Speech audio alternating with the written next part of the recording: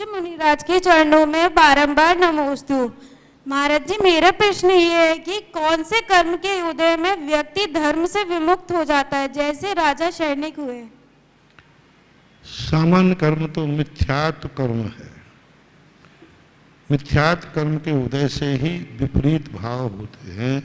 कर्म की दृष्टि से तो मिथ्यात्व को ही राजा शैनिक जो है, क्योंकि मैंने एक दिन प्रवचन कहा था, जितने भी विपरीत भाव हैं संसार के भाव, वे सब औदयक हैं। वो किसी न किसी कर्म के उदय से ही होते हैं। लेकिन कर्म के उदय से ही हम परिणाम, जब भी परिणाम होगा कर्म के उदय से होगा। लेकिन कर्म का उदय वैसे ही परिणाम कराता है, ये नियम नहीं है। परिणाम तो कर्म के उदय में होगा, लेकिन कर्म के उदय में वैसे ही परिणाम होंगे ऐसा नियम नहीं, क्योंकि मिथ्या दृष्टि भी अपने परिणामों को निर्मल करके सम्यक दर्शन के अभिमुख भी होता है।